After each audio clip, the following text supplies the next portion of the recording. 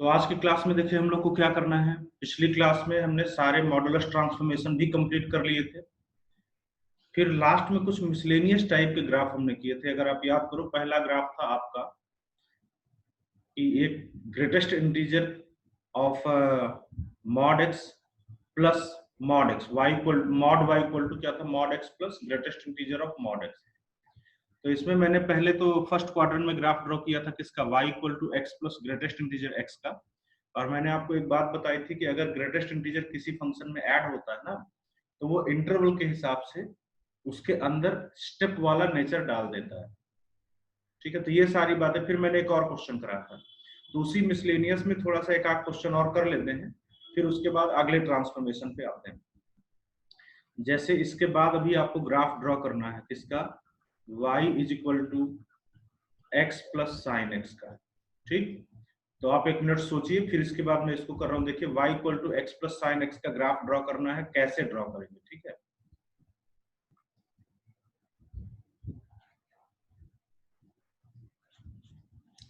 देखिए ध्यान से सुनिएगा मेरी बात, ठीक, बड़ी इंपॉर्टेंट बातें हैं। जैसे आपको y equal to x plus sine x का ग्राफ ड्रॉ करना है, तो अगर किसी फंक्शन में साइन एक्स ऐड हो जाए, साइन एक्स या कॉस एक्स ये सब ऐड हो जाए, तो ऐसे फंक्शन में पहले आप इसकी बाउंड्री बना लिया करते हो। बाउंड्री मतलब इसकी मैक्सिमम वैल्यू कितनी होगी, इस x plus sine x function की मैक्सिमम वैल्यू कितनी होगी बताओ तो। साइन एक्स की मैक्सिमम वैल्यू 1 होती है, तो इसलिए इस x plus sine x function की मैक्सिमम वैल्यू पता है x प्लस 1 होगी। मतलब ये कि इसका जो ग्राफ होगा वो हमेशा इसके ग्राफ से नीचे रहेगा। ये मैक्सिमम है इसलिए इसका ग्राफ हमेशा इसके ग्राफ से नीचे रहेगा। अच्छा, इसी तरीके से इसकी मिनिमम बाउंड्री बनाते हैं। इसकी मिनिमम वैल्यू कितनी होगी भाई, साइन एक्स की मिनिमम वैल्यू होती है -1, तो इसलिए x प्लस साइन एक्स की मिनिमम वैल्यू होगी x -1, इससे नीचे नहीं जा सकता। तो इसका मतलब इस x प्लस साइन एक्स का जो ग्राफ है वो x -1 के ग्राफ के हमेशा ऊपर रहेगा। तो इस तरीके से हमने ना इसकी बाउंड्रीज बना ली, इस x प्लस साइन एक्स की हमने क्या बना लिया, बाउंड्री बना ली। अब इस बाउंड्री के अंदर ये साइन एक्स वाला नेचर आएगा, y equal to x line में साइन एक्स का नेचर मिक्स हो जाएगा। कैसे, चलिए आपको दिखाते हैं। पहले कोऑर्डिनेट एक्सिस बनाते हैं इसका ग्राफ ड्रॉ करने के लिए।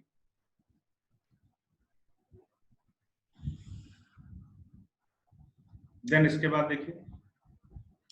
इसके बाद देखिए बाउंड्री बना देते हैं, है ना, कि x प्लस 1 लाइन के हमेशा नीचे रहेगा, x माइनस 1 लाइन के हमेशा ऊपर रहेगा। तो बाउंड्री बनाने के लिए ये जो x प्लस 1 लाइन बनाओगे, कैसे बनाओगे, x प्लस 1 लाइन बनाने के लिए जरूरी नहीं है कि आप स्लोप और बाकी सारी चीजें एनालाइज करो। मैंने लाइन बनाने के लिए हमेशा आपको बोला है कि बस 2 पॉइंट लीजिए और दोनों पॉइंट को ज्वाइन करते हुए लाइन को बना दीजिए। तो जैसे आप x इक्वल टू -1 लोगे तो इसकी वैल्यू कितनी आएगी, 0। x इक्वल टू -1 पे इसकी वैल्यू कितनी आएगी, 0। x इक्वल टू 0 लोगे तो इसकी वैल्यू कितनी आएगी, 1। ये तो इन दोनों पॉइंट से इसका ग्राफ पास करेगा। ठीक, तो इन दोनों पॉइंट से पास करने वाली एक स्ट्रेट लाइन बना दीजिए, वही x प्लस 1 लाइन को रिप्रेजेंट करेगी।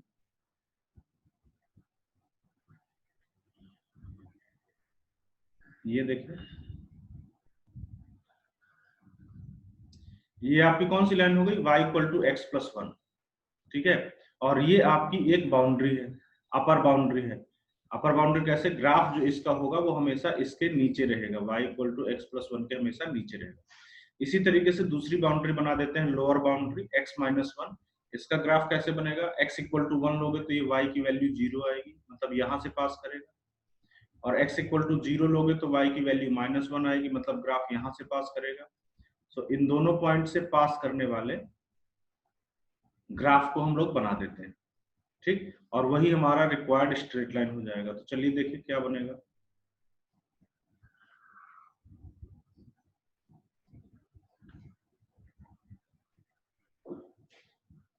ठीक है, तो ये हमने लोअर बाउंड्री बना ली और इसका नाम क्या है, इसका नाम है y इक्वल टू एक्स -1। तो हमें एक बात तो पता चल गई कि पता ये जो हमारा x प्लस साइन एक्स का ग्राफ है, ये इन दोनों लाइन के बीच में रहेगा, इन दोनों लाइन के बाहर नहीं जाएगा। ये जो y इक्वल टू एक्स है, देखिए ये x में साइन एक्स ऐड हो रहा है, तो आपका बेस बीच वाला कर्व जो है वो x है, उसको भी बना लीजिए। ठीक है, x में साइन एक्स ऐड हो रहा है, ये बीच वाला भी बना लेते हैं। ठीक, y equal to x line भी बना लेते हैं।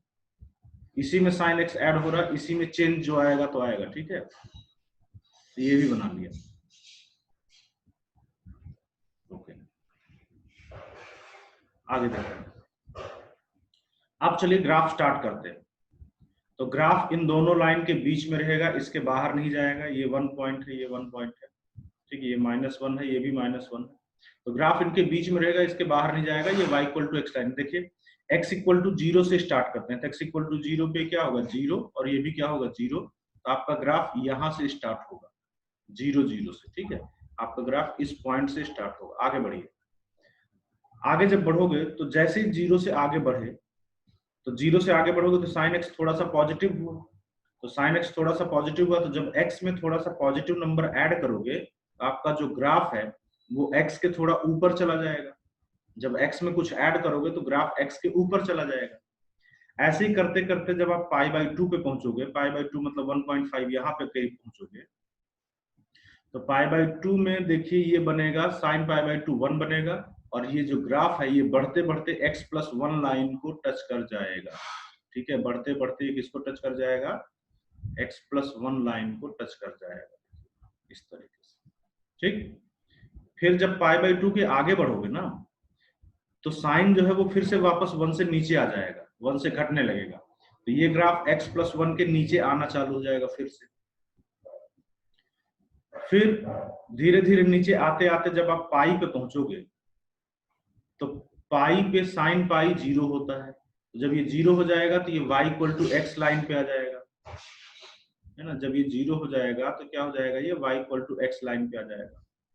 फिर और आगे जब बढ़ोगे, पाई के आगे बढ़ोगे, तो पाई के आगे यहाँ पे चलो मार्क कर देते हैं, पाई के आगे आपका थर्ड क्वाड्रेंट स्टार्ट हो जाता है जिसमें साइन निगेटिव होता है। जब ये निगेटिव हो जाएगा तो ये x में कुछ घटेगा, और आपका जो ग्राफ है वो y equal to x line के नीचे चला जाएगा।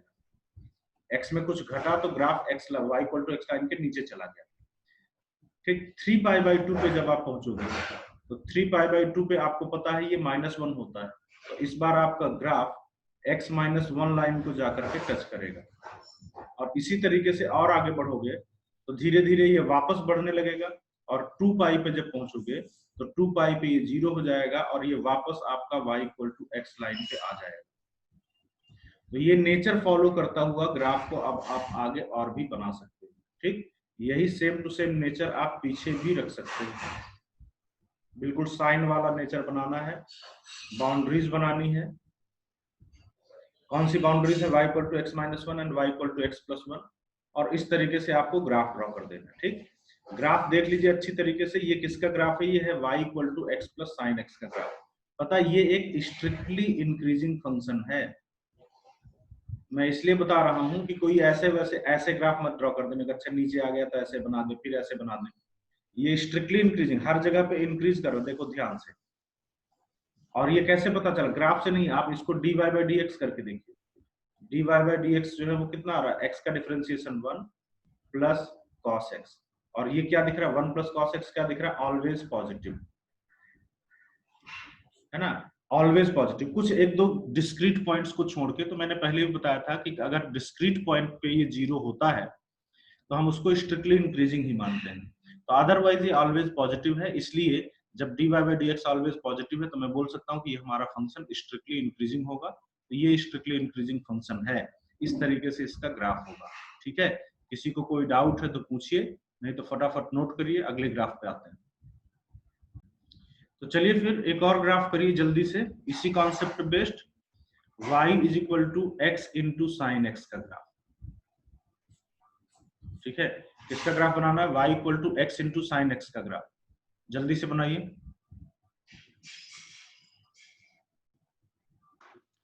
तो चलिए बनाते हैं y equal to x into sine x का ग्राफ। एक काम करते हैं, न्यू पेज में बना देते हैं, ठीक है। अदरवाइज में जगह थोड़ा सा कम आपको लग सकती है, बड़े पेज में अच्छे से दिखेगा। तो सबसे पहले कोऑर्डिनेट एक्सिस बनाते हैं, या यहाँ पहले क्वेश्चन लिख देता हूं मैं फिर से।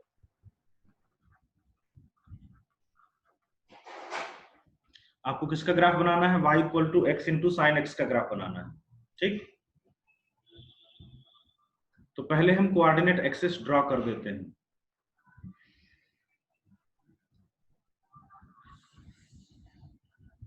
ओके नाउ अब देखिए मैंने अभी आपको क्या बताया पिछले क्वेश्चन के थ्रू कि जब देखिए क्या बताएं देख लीजिए कि अगर कभी भी साइन लगा हो किसी क्वेश्चन में ग्राफ ड्रॉ करना हो तो आप पहले इसकी बाउंड्री डिसाइड कर लेते हो कि इसका मैक्सिमम क्या होगा मिनिमम क्या होगा ग्राफ इनके बीच में रहेगा। तो उसी तरीके से पहले आप इसका भी डिसाइड कर लो इसका मैक्सिमम क्या हो सकता है। साइन एक्स का मैक्सिमम वैल्यू 1 तो ये मैक्सिमम बढ़ते बढ़ते x तक जा सकता है और ये मिनिमम कहां तक जा सकता है। देखिए साइन एक्स का मिनिमम वैल्यू जो है वो -1 होता है तो ये घटते घटते -x तक जा सकता है। तो इसका मतलब इसका जो ग्राफ है वो हमेशा y इक्वल टू एक्स के नीचे रहेगा और y इक्वल टू -x के हमेशा ये ग्राफ ऊपर रहेगा। तो इसका ग्राफ जो है वो इन दोनों लाइंस के बीच में रहेगा। तो इस तरीके से हमने बाउंड्री डिसाइड कर ली। अब चलिए पहले वो बाउंड्री बना देते हैं उसके बाद फिर आगे के ग्राफ बनाते हैं। तो पहले ये बाउंड्री बना दो y इक्वल टू एक्स वाली। ठीक है ये y equal to x line है और ये आपकी बाउंड्री है। ग्राफ हमेशा इसके नीचे रहना है।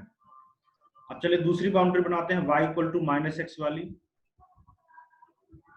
y equal to -x line का भी ग्राफ आपको पता है कुछ इस तरीके से होता है।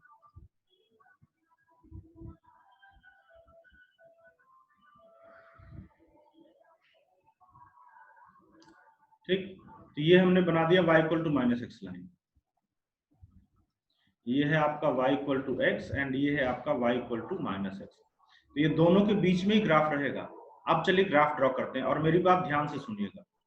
जीरो पे स्टार्ट करो तो जीरो पे ये दोनों जीरो हैं इसलिए ग्राफ आपका जीरो से स्टार्ट होगा। जीरो के जैसे ही आगे बढ़ोगे जीरो के थोड़ा सा आगे बढ़ो तो ये भी पॉजिटिव है ये भी पॉजिटिव है दोनों का मल्टीप्लीकेशन पॉजिटिव आएगा। लेकिन पता है ये साइन एक्स जो है 1 से छोटा है। जीरो के थोड़ा सा आगे बढ़ोगे तो ये 1 से छोटा है। जब ये 1 से छोटा है तो x इंटू साइन एक्स का ग्राफ जो है वो x से छोटा आएगा। जब आप थोड़ा सा आगे बढ़ोगे तो इसका ग्राफ x से थोड़ा छोटा x से थोड़ा नीचे रहेगा समझे। लेकिन जैसे जैसे आप आगे बढ़ते चलोगे तो ये साइन एक्स की वैल्यू बढ़ती चलेगी और जब आप π/2 पे पहुंच जाओगे मान लीजिए यहाँ π/2 जब आप π/2 पे पहुंच जाओगे तो ये 1 बन जाएगा और जब ये 1 बन जाएगा तो ये y equal to x line को जाकर के टच कर जाएगा। ठीक तो फिर ये क्या करेगा y equal to x line को जाकर के टच कर जाएगा। फिर आगे बढ़ोगे जब π/2 के आगे बढ़ोगे तो π/2 के आगे क्या होगा ये साइन फिर से 1 से नीचे जाने लगेगा तो ये ग्राफ फिर से x के नीचे आने लगेगा और नीचे आते आते जब आप पाई पे पहुंचोगे तो साइन पाई 0 होता है। साइन पाई क्या होता है 0 और ये y इक्वल टू 0 आ जाएगा। तो इसलिए जब आप नीचे आते आते ग्राफ ऐसे जाओगे ना इस तरीके से तो ये पाई से पास करेगा। ठीक स्मूथली आएगा ऐसे आएगा तो ये पाई से पास करेगा। इसके बाद पाई के आगे जब जाओगे थर्ड क्वाड्रेंट में तो ये निगेटिव हो जाएगा इसलिए ये पूरा y equal to x into sine x जो है वो निगेटिव हो जाएगा। और जब आप 3π/2 पे पहुंचोगे तो ये -1 बनेगा और ये आपका y equal to -x line को जाकर के y equal to -x line को जाकर के टच करेगा। तो कुछ ऐसे आएगा ग्राफ। फिर उसके बाद जब 2π पे आओगे तो फिर ये 0 बनेगा। फिर उसके आगे और 2π + π/2 पे जाओगे तो फिर ये y equal to x line को टच करेगा और फिर इसी तरीके से ये चलता चलेगा। ठीक इधर का ग्राफ जो है तो ऐसे चल रहा है। अब निगेटिव साइड में ग्राफ ड्रॉ करते हैं। तो निगेटिव साइड में जब आप ग्राफ ड्रॉ करने चलोगे तो निगेटिव साइड में ड्रॉ करने के पहले ना अपनी आदत बनाइए एक बार चेक कर लिया करिए कि ये क्या है even function odd function periodic function क्योंकि इससे आपको ग्राफ ड्रॉ करने में हेल्प रहती है। तो जब आप f ऑफ -x चेक करोगे तो ये -x into sine of -x जो है वो माइनस साइन x हो जाएगा तो माइनस माइनस प्लस साइन और आप क्या देख रहे हो कि ये fx आ गया। इसका मतलब ये कैसा फंक्शन है इसका मतलब ये इवन फंक्शन है। और इवन फंक्शन में आप क्या फायदा उठाते हो इवन फंक्शन का graph y equal to x even function का ग्राफ y एक्सिस के अबाउट सिमेट्रिक होता है। तो जैसा ग्राफ आपने पॉजिटिव एक्स एक्सिस में ड्रॉ किया है बिल्कुल सेम टू सेम ग्राफ आपको निगेटिव एक्स एक्सिस में भी मिलेगा। आप इसी ग्राफ का मिरर इमेज ले लीजिए निगेटिव एक्स एक्सिस में। तो इसी ग्राफ का मिरर इमेज आप बना दीजिए। ठीक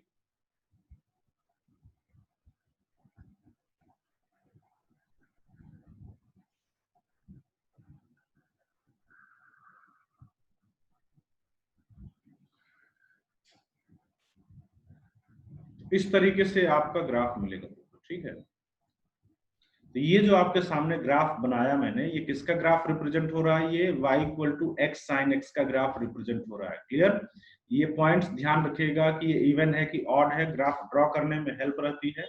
और ये जो साइन एक्स लगा हो तो इसमें भी ध्यान रखिएगा एक अप्रोच, कि आप इसकी पहले बाउंड्री डिसाइड कर लेते हो, ग्राफ किसके किसके बीच में रहेगा, फिर उसके बाद आप ग्राफ ड्रॉ कर लेते हो, ठीक है।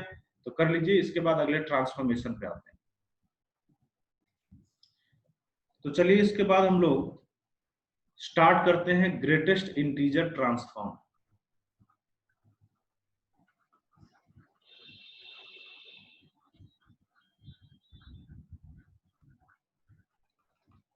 ठीक, क्या स्टार्ट कर रहे हैं? Greatest integer transform.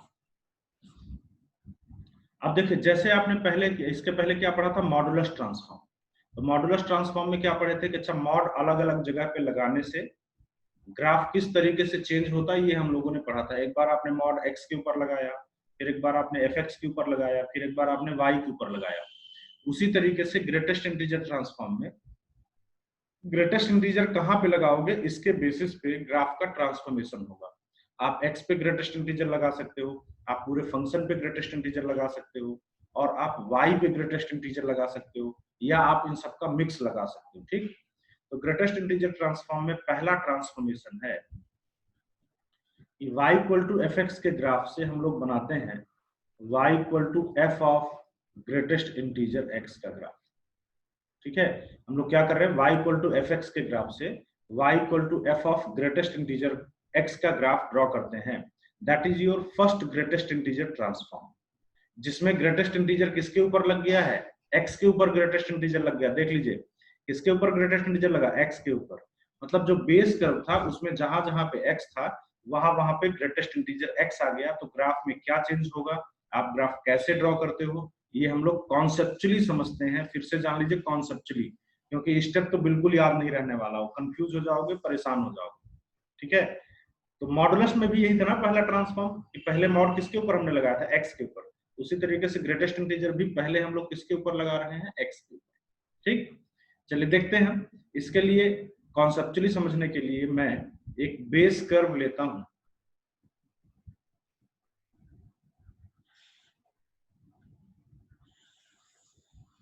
ये कोऑर्डिनेट एक्सिस, और पता बेस कर्व जो है मैं इस बार ऐसा लेता हूं ताकि आपको कॉन्सेप्ट समझ में आए, ठीक। तो बेस कर्व मैं अपने हिसाब से ले लेता हूं, एक ऐसा बेस कर्व जो जिससे कि आपको चीजें समझ में आ जाए, ठीक। मैंने एक इस तरीके का बेस कर्व अपने मर्जी से ले लिया,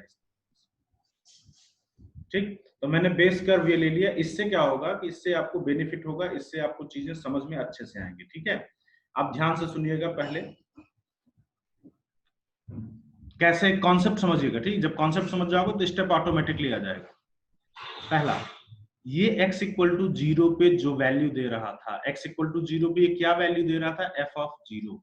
ये x इक्वल टू 0 पे ये जो वैल्यू दे रहा था, ये जो है, इसको देखो, ये f of greatest integer x, ये f ऑफ 0 कब देगा? ये वही सेम वैल्यू f ऑफ 0 देगा। कब? जब x आपका 0 से 1 के बीच में हो तब। देखो ध्यान से, इस बात से एग्री करते हो? अगर x आपका 0 से 1 के बीच में है तो उसका ग्रेटेस्ट इंटीजर हमेशा 0 आएगा, ठीक है। तो अगर x 0 से 1 के बीच में है तो उसका ग्रेटेस्ट इंटीजर 0 आएगा, और ये आउटपुट में आपको f ऑफ 0 देगा, ठीक। तो हमने क्या बोला कि ये वाला फंक्शन जो आपका बेस कर्व है, जो वैल्यू x इक्वल टू 0 पे दे रहा था, ये वाला फंक्शन जिसका आपको ग्राफ ड्रॉ करना है, ये वही same value f of 0 x belonging to 0 to 1 के लिए देगा। तो ये वाला फंक्शन वही f ऑफ 0 जो है कब तक देगा? x बिलोंगिंग टू 0 टू 1 के लिए ये यही वैल्यू देगा लगातार। तो भाई इसके लिए तो मुझे पता, ये कहां तक ले जाओगे? 0 टू 1, आप बोलोगे x बिलोंगिंग टू 0 टू 1 तक। तो 0 टू 1, ये 1 कहां पे, ये ड्रॉ ना करना पड़ेगा तब ना पता चलेगा। तो मान लेते हैं कि 1 जो है वो यहाँ पे है, यहाँ पे ये है 1 आपका। तो इस 1 पे, x इक्वल टू 1 पे हमने वर्टिकल लाइन खींच दिया। x इक्वल टू 1 पे हमने क्या खींच दिया? Vertical line. अब देखिए फिर से, जो वैल्यू ये फंक्शन x इक्वल टू 0 पे दे रहा था f ऑफ 0, ये वाला फंक्शन वही सेम वैल्यू एफ ऑफ 0 लगातार देगा for all x belonging to 0 to 1। ये देखिए ऐसे। क्लियर? फिर से आगे बढ़ते हैं। आप सुनिए, जो वैल्यू ये फंक्शन x इक्वल टू 1 पे दे रहा था f ऑफ 1, कहाँ है f ऑफ 1? देखो तो ये है f ऑफ 1, ये वाला।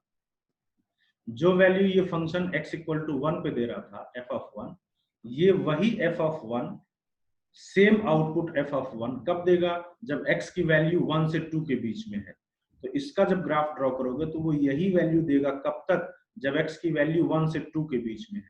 तो 2 पे भी एक लाइन बना देते हैं। 2 x इक्वल टू 2 पे हम लोग एक वर्टिकल लाइन बना देते हैं ताकि हमें पता रहे कि हमें हमारा ग्राफ कहां तक ले जाना है। ठीक, ये हमने 2 पे भी एक वर्टिकल लाइन बना दी। नाउ फिर से कॉन्सेप्ट समझिए।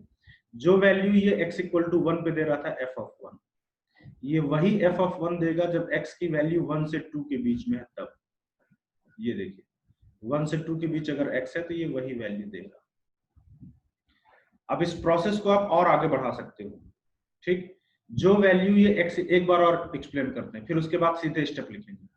जो वैल्यू ये पहला वाला फंक्शन x इक्वल टू 2 पे दे रहा था f ऑफ 2, ये वाला वही f ऑफ 2 देगा जब x की वैल्यू 2 से 3 के बीच में है। तो मान लेते हैं 3 जो है, चलो इसी को मान लेते हैं।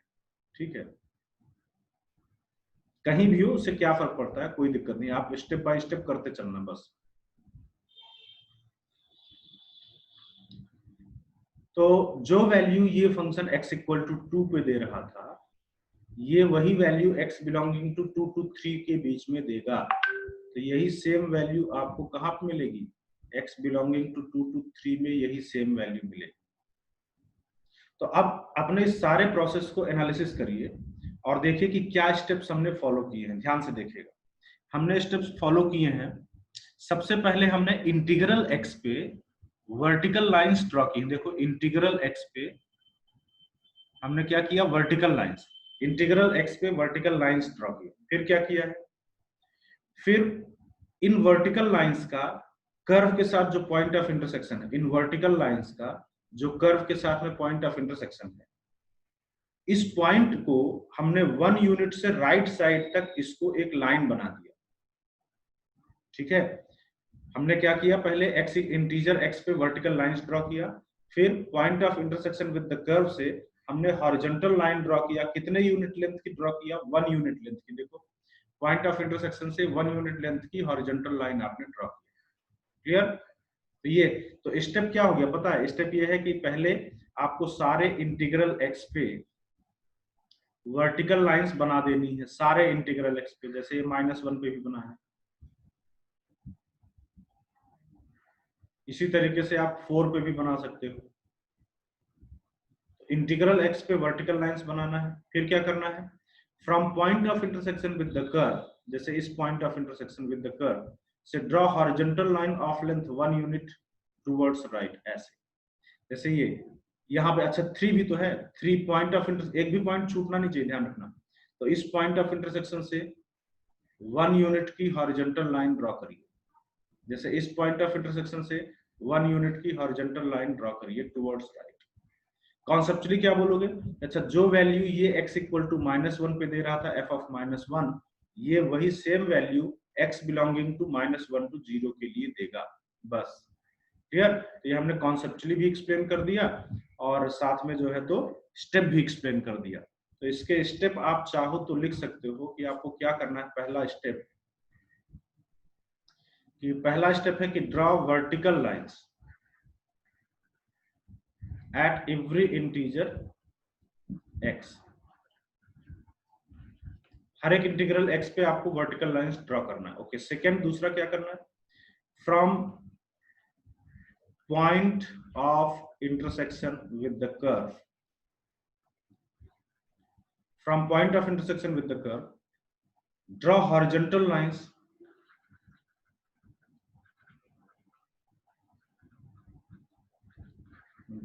Horizontal line. Point of intersection with the curve से हॉरिजॉन्टल लाइंस ड्रॉ करनी है। कितने लेंथ की? 1 लेंथ की, ऑफ लेंथ 1 यूनिट। और किधर ड्रॉ करनी है? टुवर्ड्स राइट ड्रॉ करनी है। ठीक,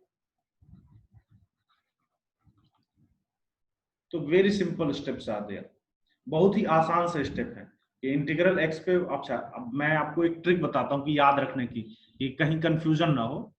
इंटीग्रल एक्स पे वर्टिकल लाइंस इसलिए क्योंकि यहाँ पे देखिए एफ का इनपुट जो है वो इंटीजर बन रहा है, एफ का इनपुट इंटीजर बन रहा है। तो सिंस इनपुट इंटीजर बन रहा है तो आप इससे ये याद रखने की ट्रिक बना सकते हो कि अच्छा इंटीग्रल एक्स पे आपको वर्टिकल लाइंस ड्रॉ करनी है, और फिर पॉइंट ऑफ इंटरसेक्शन से आपको 1 यूनिट की हॉरिजॉन्टल लाइन राइट साइड की ओर ड्रॉ करनी है। तो ये आपका स्टेप है। कॉन्सेप्चुअली क्या है ये मैंने आपको समझा दिया।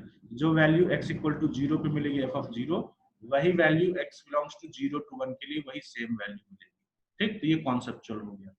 क्लियर? चलिए अब हम लोग कुछ ग्राफ ड्रॉ करते हैं। ठीक है, चलिए क्वेश्चन लिखिए। सबसे पहला ग्राफ आपको ड्रॉ करना है y equal to e to the power greatest integer x का। चलिए जल्दी से फटाफट बनाइए, y equal to e to the power greatest integer x का ग्राफ बनाइए जल्दी से।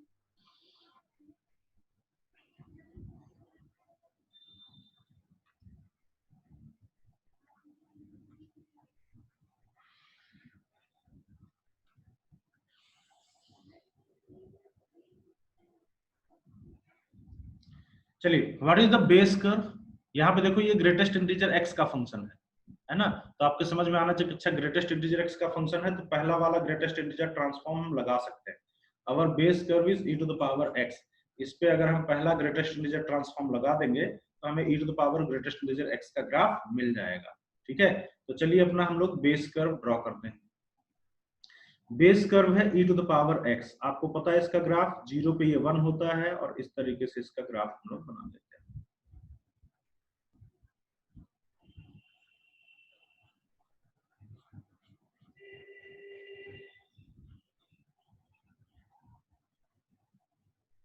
ये है आपका इसका graph e to the power x का ग्राफ। ठीक, बन गया, बेस कर्व बन गया। नो, अब आपका पहला ग्रेटेस्ट इंटीजर ट्रांसफॉर्म है e to the power greatest integer x। तो अगर आप स्टेप फॉलो करते हो तो स्टेप तो ये है भाई, देखो स्टेप फॉलो करोगे तो एवरी इंटीजर x पे वर्टिकल लाइंस ड्रॉ करनी है। x इक्वल टू 0 पे ऑलरेडी है, x इक्वल टू 1 पे वर्टिकल लाइन ड्रॉ करिए, x इक्वल टू 2 पे वर्टिकल लाइन ड्रॉ करिए, x इक्वल टू 3 पे वर्टिकल लाइन ड्रॉ करिए। ठीक है, काफी है, इससे ज्यादा नहीं बना रहे, एक आप निगेटिव साइड में बना लीजिए। x इक्वल टू -1 पे वर्टिकल लाइन ड्रॉ करिए, है ना, एक x इक्वल टू -2 पे ड्रॉ करिए, बस बहुत है। चलिए अगले स्टेप पे आते हैं। इसके बाद मैंने आपको बताया कि from point of intersection with the curve draw horizontal lines of length 1 unit towards right, ऐसे। या अगर इसको कॉन्सेप्चुअली समझोगे तो क्या है कि जो वैल्यू x इक्वल टू 0 पे है वही सेम वैल्यू आपको x बिलोंगिंग टू 0 टू 1 के लिए मिलेगी। जो वैल्यू 1 पे है वही सेम वैल्यू आपको x बिलोंगिंग टू 1 टू 2 के लिए मिलेगी। जो 2 पे है वही सेम वैल्यू 2 टू 3 के बीच में मिलेगी, और इस तरीके से आपका ग्राफ चलता चलेगा। So this red coloured graph, this red colored graph represents the graph of y equal to e to the power greatest integer x. Very simple. I hope कि you have no doubts in this. ठीक है, चलिए next question जल्दी से बनाइए। तो अगला question है आपका y is equal to sine of greatest integer x का ग्राफ बनाना है, और कहाँ पे किस इंटरवल बनाना है पता है, 0 से 2 पाई में बनाइए बस, उससे बाहर का मत बनाइए, क्योंकि साइन x तो वैसे तो चलता चलता है, लेकिन आप 0 से 2 पाई में जल्दी से sine of greatest integer x का ग्राफ बनाइए। इजी है, जल्दी करिए।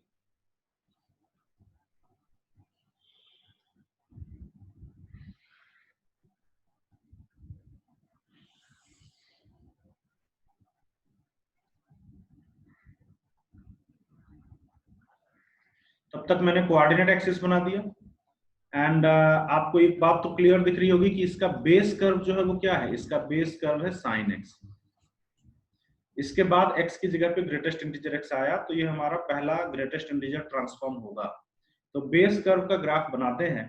बेस कर्व का ग्राफ बनाने के लिए मैं बाउंड्री भी बना देता हूं तब तक। ठीक है, तब तक आप ट्राई करते रहिए। तो देखिए मैं बाउंड्री बना देता हूं। इसकी बाउंड्री है, अपर बाउंड्री पता ना, x equal to 1, sine x की मैक्सिमम वैल्यू क्या होती है 1। एंड लोअर बाउंड्री क्या होगी, लोअर बाउंड्री होगी -1।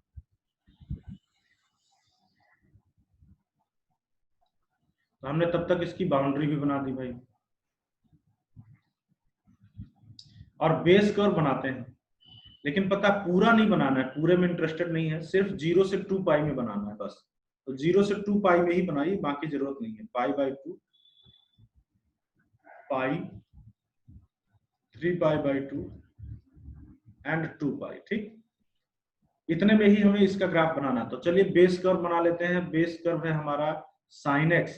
तो sin x का ग्राफ बनाइए। 0 पे 0 होता है, π/2 पे 1, पाई पे पाई, पाई पे सॉरी 0, ऐसे आता है ग्राफ। फिर 3π/2 पे -1 होता है और 2 पाई पे वापस 0 हो जाता है। तो ये देखिए जो मैंने ड्रॉ किया है ग्राफ, ये किसका ग्राफ है भाई, ये है आपका sin x का graph, that is your base curve. अब आपके पास ट्रांसफॉर्मेशन है, x की जगह पे ग्रेटेस्ट इंटीजर x लगा दिया, तो that is your first greatest integer transform. अगर आप इसको स्टेप से करना चाहते हो, स्टेप बहुत इजी है। मैंने बताया एवरी इंटीजर x पे आपको वर्टिकल लाइंस ड्रॉ करनी है, एवरी इंटीजर x, एक भी छूटना ना चाहिए, ध्यान रखना। तो ये x इक्वल टू 0 पे भी करना है, x इक्वल टू 1 पे 1 आएगा यहाँ पे π/2 को थोड़ा सा पहले, फिर 2 पे 2 आएगा π/2 के थोड़ा बाद।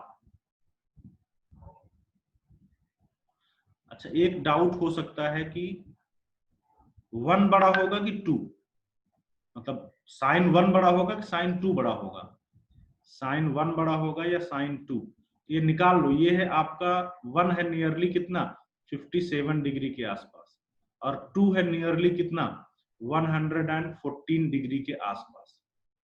तो ये जो है 90 में से इसमें कितना सब्ट्रैक्ट करोगे, 33, 90 में अगर आप 33 डिग्री सब्ट्रैक्ट करोगे तो 57 आएगा, कितना 33, और 90 में कितना ऐड करोगे कि आएगा 24।